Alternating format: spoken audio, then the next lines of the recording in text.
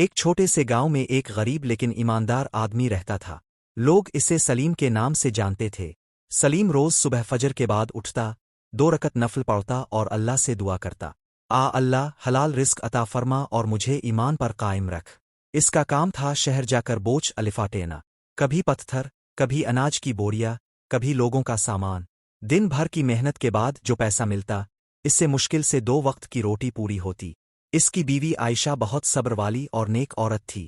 گھر میں اگر صرف خشک روٹی ہوتی تو بھی شکایت نہ کرتی، بلکہ مسکرا کر کہتی، اللہ شکر ادا کرنے والوں کو کبھی خالی ہاتھ نہیں رکھتا۔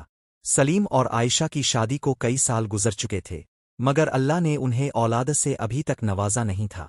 یہ غم دل میں ہوتا، لیکن دونوں اللہ کے فیصلے پر راضی رہتے۔ ایک آزمائش۔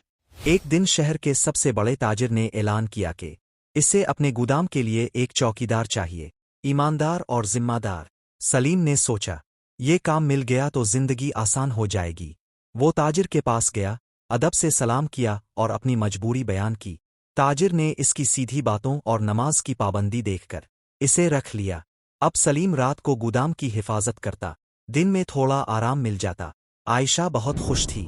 امتحان کی رات۔ ایک رات جب شہر بالکل خاموش تھا، سلیم گودام کے باہر کھڑا تھا کہ اس نے دیکھا 2 آدمی چوری چھپ کے اندر گھسنے کی کوشش کر رہے ہیں۔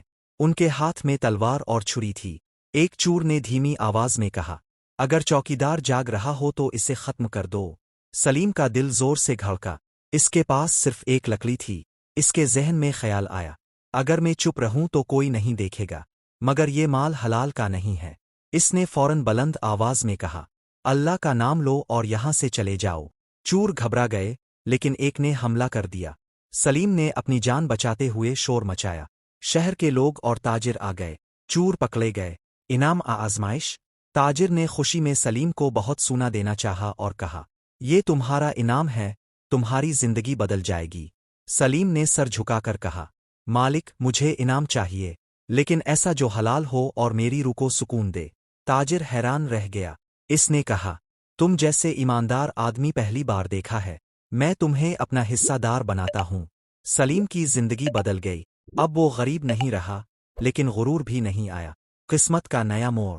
کچھ مہینے بعد عائشہ نے خوشی سے بتایا، اللہ نے ہمیں اولاد کی خوشخبری دی ہے۔ دونوں سجدے میں گر گئے۔ وقت گزرا، بیٹا پیدا ہوا، نام رکھا عبداللہ۔ سلیم نے اس دن کہا، بیٹا صرف رزق سے نہیں پلتا، بلکہ ایمان اور حلال کمائی سے پلتا ہے۔ آخری امتحان۔ کئی سال بعد جب سلیم بہت امیر ہو چکا تھا، ایک پرانا دوست آیا اور کہا، ایک کام ہے، تھوڑا غلط ہے مگر پیسہ بہت ہے۔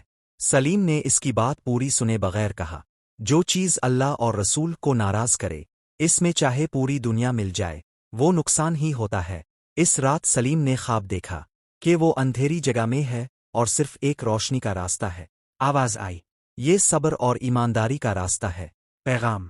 صبح اٹھ کر سلیم نے کہا، میں سمجھ گیا، صبر کا پھل صرف دنیا نہیں، آخرت میں بھی ملتا ہے۔ اس کی زندگی گواہ بنی کہ جو اللہ پر بھروسہ کرتا ہے، اللہ اس کے لیے وہاں سے راستہ نکال دیتا ہے جہاں سے اس نے سوچا بھی نہیں ہوتا۔